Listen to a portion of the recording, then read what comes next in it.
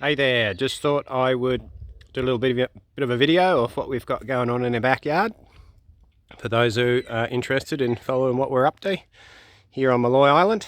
Firstly, greenhouse pad, 6 by 8 metres, will be 3.5 metres tall at the apex, 2.5 metres sides, so it's going to be really good for growing tomatoes. And first crop in there will be heirloom tomato crop for my customers. They love it.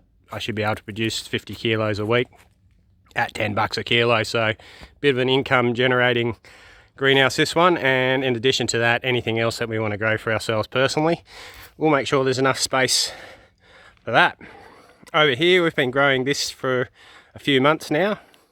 You got some very ordinary looking fruit trees from Bunnings and Mitre 10, and we've put them in pots full of cocoa peat that we've reclaimed as a waste product from our customers, and from any micros that don't make it, we just chuck it on these mulch pile here, and I'll go through that in a little while, what we do with all that cocoa peat. But as you can see, really healthy growth, the full variety of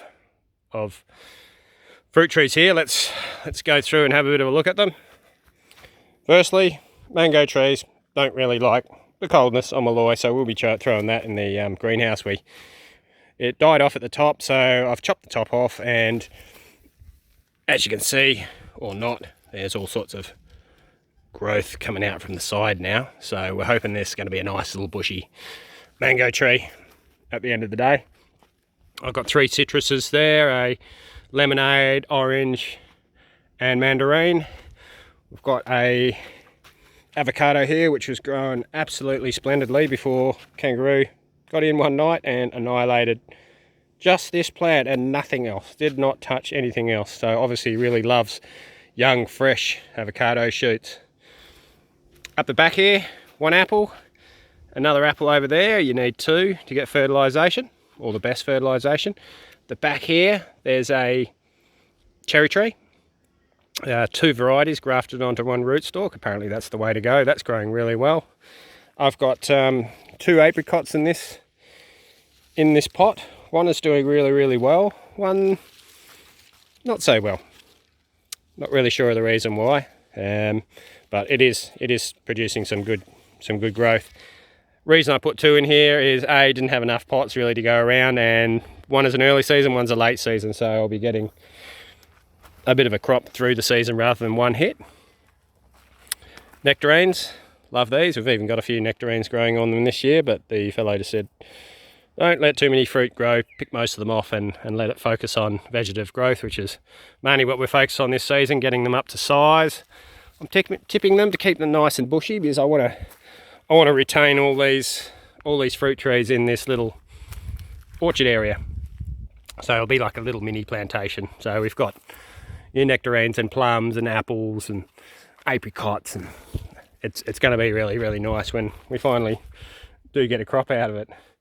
Down here, a little mulch patch which we made not long ago, but been on the to-do list for the long time. It's 3 stages so that you can put your fresh stuff in one and then have successively older piles. Eventually you leave your old piles and they're really decomposed nicely, and there'll be rich, beautiful black soil in there, which I also take buckets of that and put it on the top of these surfaces of these pots, so when I water them, all the nutrients and microflora and the odd worm gets into the pots here, which makes a really healthy growth and a real natural growth, real organic style growing, because technically it is hydroponic.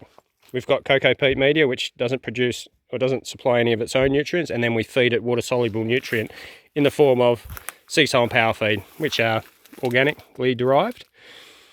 I put a bit of that stuff in this big blue drum until it's like a nice dark mixture, and then I hand feed, or we've got a pump in there, and I just feed these plants once or twice a week with a bit of nutrient. Otherwise just let the rain and water do the rest of the job. Now I've I've only filled this drum once in probably a month, so we don't use much of it, and I don't use much sea soil and power feed to make it go nice and dark. So I've probably only used maybe $5 worth of nutrient on this entire crop, you know, for its lifetime. So very efficient use of nutrient and water in pots and in cocoa peat specifically. I really like cocoa peat because it holds a lot of moisture, but it's still free draining.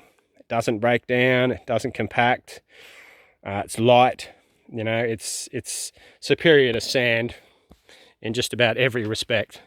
Sand would be harder to use.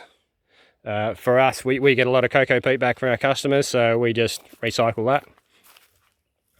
We're into recycling everything we can. All our garden scraps go into these veggie patches as well.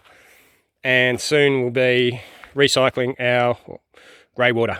That's a project for today. We'll be rerouting all of our pipes into one central sump pump, or sump with a sump pump, and then we'll be pumping it up to the blue tank here, where it'll dilute what I've already made up, and then we'll just push that onto the crop or into the greenhouse, or I even want to plant some more trees around our yard, so I'll irrigate them so they'll get a nice constant supply of water to help them grow fast and lush. We really want to revegetate this whole block and make it like it was, more like nature intended. Yeah, we're going to have lots of native Australian bushes populating our block. Water use is really critical here because everything that we use comes from these two tanks. So we collect it off our roof, and this is going to last us, you know, 5 or maybe 5 months till the next water. So we've got to be really efficient with water, especially on this block, seeing as we're self-sufficient. As you can also see, we've got lots of other plants, well, not lots, but we've got some other plants growing at the base of our trees. We've done that so that we're getting a bit of a dual use out of the area that we're growing. These are beetroot plants, bull's blood beetroot, which just came up naturally. They were ungerminated seeds from a microgreen crop, and ditto the celery.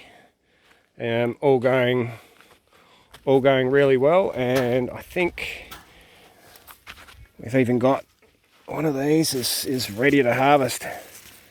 Getting ready to harvest there, that beetroot. So that'll be one of the first plants, and you might notice some of these, which are a little bit out of the ordinary, not something that you'll generally find in a garden. These are purple shiso. Chefs really love these leaves. Some chefs do anyway. They've got a really particular taste and smell. So we've let some of them go up as well. Anyway, I just thought I'd share what we're doing here.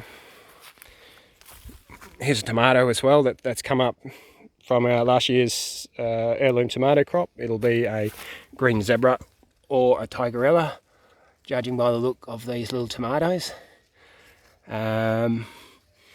So yeah, they'll be yummy when they come through.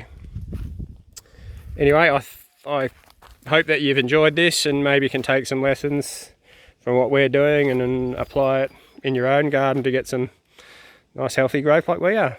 Next video will be a bit of a walkthrough of our greenhouse once we've got it populated with plants and pots and irrigation systems. Looking forward to that. Woohoo!